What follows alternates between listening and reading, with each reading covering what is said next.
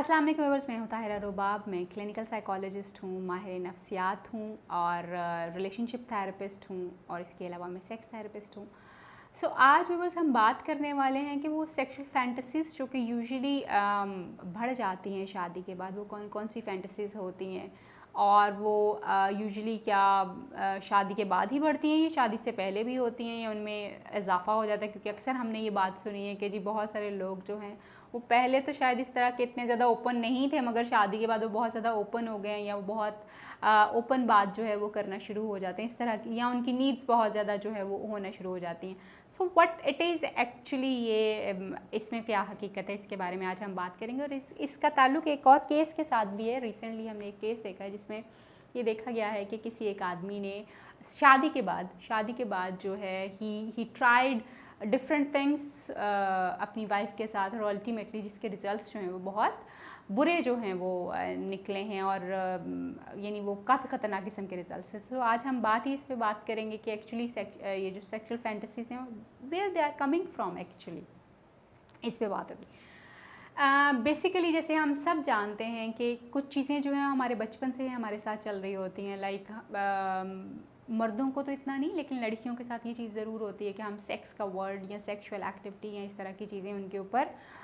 थोड़ा सा उनको रखते हैं कि they should not get into that, और उनके बाद उनसे ओपनली इसके बारे में बात भी नहीं की जाती है। और उनके लिए वो नो गो एरिया जो है वो शुरू से ही, इवन डिस्कशन के लेवल के ऊपर, बात करने के लेवल के ऊपर भी वो नो गो एरिया होता है उनके लिए। सो वो बात नहीं हो पाती। जब किसी चीज़ के बारे में बात नहीं हो पाती तो उसकी क्यूरोसिटी जो है, या क्यूरोसिटी पॉजिटिवली बढ़ जाती है, या फिर उसके बारे में आपके बहुत सारे नेगेटिव, जो हमारी सोसाइटी में बहुत कॉमन है, वो नेगेटिव रिजिडिटी आ जाती है। यानी आप इतने ज़्यादा रिजिड हो जाते हैं कि you just don't want to listen और you don't want to perform, या आपको उसके साथ बड़ी अगली एक जो आपके दिमाग में कनेक्शंस उसके बड़े अगली से बने, ये डर्टी है, ये अगली, इस तरह की चीज़ें हो जाती। But on the other hand आदमियों के लिए ये नो गो एरिया नहीं है। ऑल्दो ये रिस्ट्रिक्टेड ज़रूर है उनके लिए भी, मगर ये नो गो नहीं है, क्योंकि उनके पास एवेन्यूज़ बहुत ज़्यादा होते हैं, इन्फॉर्मेशन उनको बहुत सारे तरीक़ों से मिल जाती है, और फिर वो अपने दोस्तों के साथ ओपनली कहीं ना कहीं बातचीत जो है वो करते हैं, और उनकी बहुत सारी फैंटेसीज़ वहीं से डेवलप होना शुरू हो जाती हैं।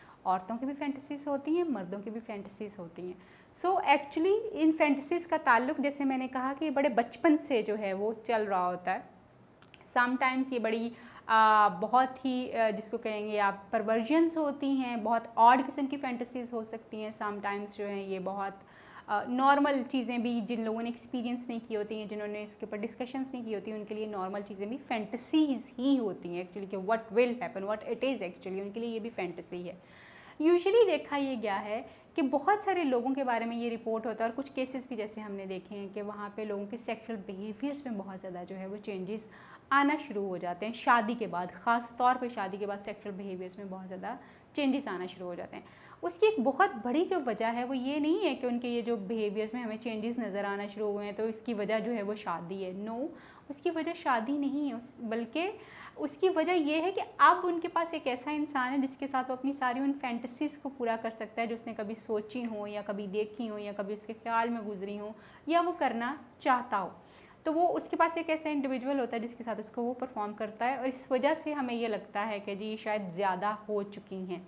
But at the same time कुछ, क्योंकि चीज़ें हम शादी जो है हमारे यहाँ पे एक ऐसा इंस्टीट्यूशन है जो बड़ा स्ट्रॉन्ग है, और शादी के बाद लोगों के पास जो है वो बहुत सारी लिबर्टीज़ आ जाती हैं, बहुत सारी लिबर्टीज़ आ जाती हैं जिसको वो इन्जॉय करते हैं। और उसी में एक लिबर्टी जो है वो सेक्सुअल एक्टिविटी को इन्जॉय करना है, सेक्सुअल एक्सपोजर्स जो हैं वो अपने पार्टनर के साथ डिफरेंट एक्सपोजर्स को एंजॉय करना है, डिफरेंट तरीक़ों से, डिफरेंट चीज़ों के साथ उसको एंजॉय करना है, क्योंकि आपके पास ये लिबर्टी लेजिटिमेट जो है वो एक लिबर्टी आपके पास जो है वो होती है, विच इज़ नॉट रॉन्ग, बहुत अच्छी बात है। मगर फैंटेसीज जिनके बारे में हम बात करें, बहुत सारे लोग हमें नज़र आते हैं कि जो कि फीटिश होते हैं, और fetish does not mean only with the feet. ये फीट सिर्फ फीट नहीं है कि जी लोगों को फीट की अट्रैक्शन होती है। Fetish is anything which is not common actually, यानी ये कॉमन नहीं है। मे बी वो कुछ भी हो सकता है, वो कोई भी चीज़ हो सकती है जो कि कॉमन नहीं है, मगर वो आपकी सेक्सुअल फैंटेसी है, और वो सेक्सुअल फैंटेसी जो है वो आपको आपकी प्लेजर को एक्साइट करती है, और आप अपने या उसको एक्सेलरेट करती है प्लेजर को, और आप फिर जो है वो अपने उस पार्टनर के साथ उस चीज़ को जो है वो करने की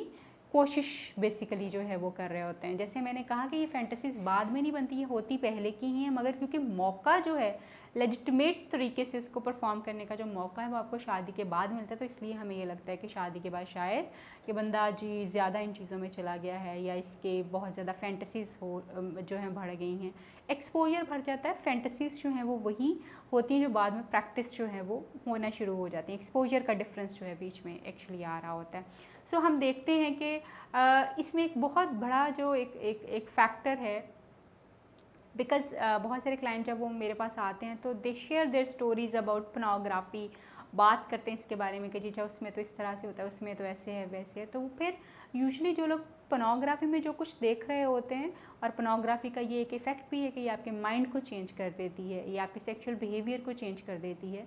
तो लोग उसी को ही रियलिटी समझते हुए अपने पार्टनर के साथ जो है वो प्रैक्टिस करने की कोशिश करते हैं। या फिर अगर खुदा ना खास्ता कहीं कोई अर्ली चाइल्डहुड ट्रॉमा है या अर्ली चाइल्डहुड एक्सपोजर है एक्सीडेंटली, तो वो फिर उसी चीज़ को दिमाग में रखते हुए लोग जो है उसको परफॉर्म करने की कोशिश जो है वो कर रहे होते हैं। और समटाइम्स हमने देखा है कि जैसे जैसे यानी ये फैंटेसीज ऑलरेडी इंसान के अंदर होती हैं, मगर उनको एक्सपोज करने का टाइम, उनको एक्सपीरियंस करने का टाइम, उनको एक्सपोजर जो है वो शादी के बाद हमारी सोसाइटी में जो है वो मिलता है। इसी तरह से हम देखते हैं बहुत सारे लोग जो हैं BDSMs को प्रैक्टिस कर रहे होते हैं, जिसमें आप अपने पार्टनर को जो है वो you want to treat him badly, और वो भी एक आपकी सेक्सुअल फैंटेसी जो है वो हो सकती है। और एक कई दफ़ा कुछ साइकोलॉजिकल प्रॉब्लम्स भी इस तरह के होते हैं जिसमें एक पार्टनर जो होता है वो दूसरे पार्टनर को पेन दे के प्लेजर लेता है, दूसरा जो है पेन ले के प्लेजर ले रहा होता है। सो ये वो सारी चीज़ें हैं जिसको हम फैंटेसीज़ के नाम से जो है वो जानते हैं, और हम समझते हैं कि शायद ये शादी के बाद ज़्यादा हो गई हैं। ये शादी के बाद ज़्यादा नहीं, बल्कि शादी के बाद इनको एक्सपीरियंस करने का मौका जो है वो ज़्यादा मिल गया है। मगर ये फैंटेसीज़ परफॉर्म करना बुरा नहीं है, या ये कोई ऐसा साइकोलॉजिकल प्रॉब्लम नहीं है, बट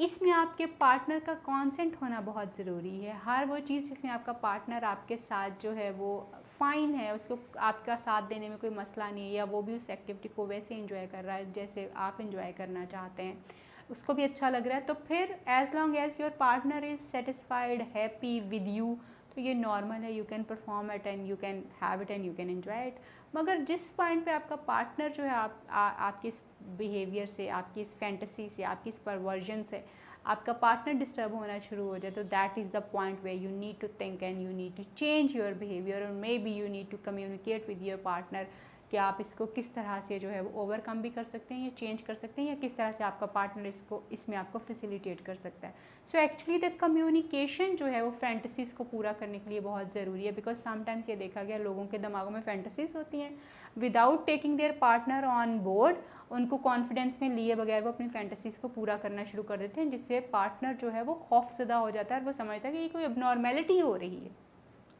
और वो एबनॉर्मेलिटी जो है फिर वो समटाइम्स लोग कम्युनिकेट भी करते हैं कि अच्छा मेरा पार्टनर तो इस तरह से कर रहा था, या उसने ये किया या वो, क्योंकि वो खौफज़दा हैं आपसे। So it is very very important कि आप अपने पार्टनर को ऑन बोर्ड लेके अपनी फैंटेसीज़ को अगर आप पूरा करना चाहते हैं तो उसको ज़रूर कॉन्फिडेंस में लें, उससे बातचीत करें, कम्युनिकेट करके अपनी फैंटेसीज़ को पूरा करने की कोशिश करें। मगर आपकी जिस फैंटेसी में आपका पार्टनर आपसे सेटिस्फाइड ना हो, या वो आपके साथ ना हो, वो उसको ना करना चाहता हो, उस पर इम्पोज करके अपनी उस फैंटेसी को पूरा करने की कोशिश मत कीजिए, बिकॉज वो फायर बैक करेगा और वो आपका रिलेशनशिप जो बहुत बुरी तरह इफ़ेक्ट करेगा। उम्मीद करती हूँ आज की ये वीडियो जो है वो आपको हेल्प कर पाएगी अंडरस्टैंड करने में कि आपकी फैंटेसीज़ क्या हैं, क्या वो शादी के बाद ज़्यादा हुई हैं या कम हुई हैं, या आपको मौका मिला है कि आप उनको परफॉर्म करें। अपना ख्याल रखिए, आपसे फिर मुलाकात होगी किसी नई वीडियो में किसी नई टॉपिक के साथ। अल्लाह हाफ़िज़।